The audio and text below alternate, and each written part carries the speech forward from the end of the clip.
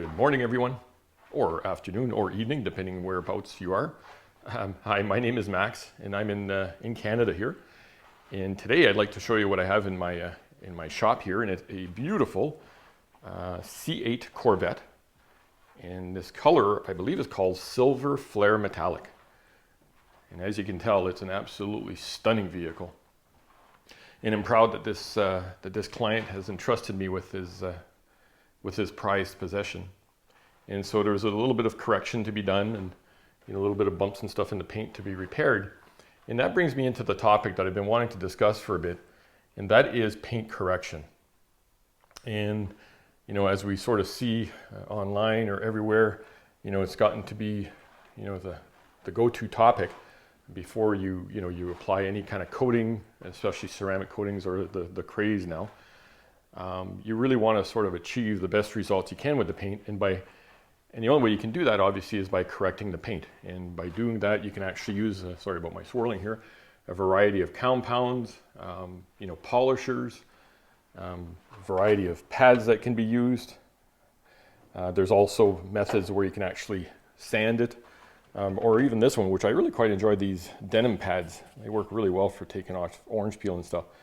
But anyways, there's ways of achieving, pretty outstanding results on the paint finishes on vehicles. But one of the problems we run into is how much paint is there really on the vehicle. And so before you attempt any polishing or compounding of a car, it really is a great idea to measure the thickness of the paint on the vehicle. And so that's going to bring me to my lovely tickle trunk here. So anyways, these are paint measuring gauges. I decided to invest, quite heavily in it, just because I just want to be as safe as possible. Whenever you're removing products off a car, you want to ensure that you're not removing too much. But more important than that is you want to ensure that, what is on the surface before you start working on it. This particular car is quite new, so the client knew its history. But I've had cars in here where, it may have been detailed and buffed, numbers of times. And so you don't know what somebody has done in the past, what a detailer has done, or somebody that's, done some kind of compounding and polishing to the car. And so it's extremely important to measure the thickness of the coating on there before you start any of the paint correction process. So anyways, these gauges here, this is your standard paint measuring gauge, and this works by magnetic, and so it works on ferrous and non-ferrous metal, and that is sort of the standard in the industry and works great. But unfortunately, when you come into a car, or fortunately for weight-saving measures, like a Corvette where they're using fiberglass, possibly carbon fiber, plastic, and it's not just relegated to the Corvette. This is many cars. I've seen BMWs, Mercedes, North American cars where to lighten the car they're using, not metal panels but plastic panels. And so that's where this gauge comes in handy. And this is a company called DeFelsko, and this is a gauge that measures via ultrasound technology. So you've got your ultrasonic couplant here, and you apply a dab of that onto the surface, and by using the probe you can achieve, or you can measure the depth of the paint by sound. And so not only will it give me the thickness completely of the paint, it will also tell me the thickness of the clear and the thickness of the paint / primer.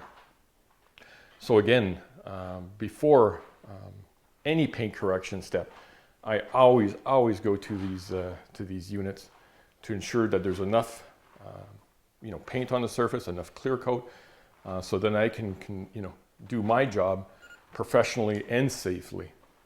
I have had a couple of occasions where clients have wanted to have paint correction done, but was unable to do that because there really wasn't enough paint on the surface.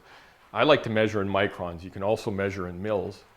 Microns for me are a little more on the accurate side, especially when you think that a human hair is about 90 to 100 microns. And so when you're measuring paint, and a lot of manufacturers now have really sort of dialed back on how much they're using in views of paint, and and clear, you can start measuring into the 80s and the 90 microns, where years ago you used to consistently get 120, 130, or even 140. And so having the tools to measure properly what's on there, then you can ensure that you're doing the most responsible job possible. And so again, it's just a very short video. I just want to show you a little bit of of the tools that I use to achieve these results. And again, if you're getting your vehicle done, or if you're doing it yourself, please ensure that you measure the paint, the thickness, before you endeavor on doing any kind of correction to it. Because if you don't, you can get yourself into a situation where you'd have to paint the car and cause a lot more damage than trying to get a few scratches out of it. So again, hopefully you've enjoyed this video, just a short one today. And yeah, I appreciate you viewing this. And if you've got any questions or comments, I'd really love to read them and like to hear from you. Anyways, all the best, and well, till the next time.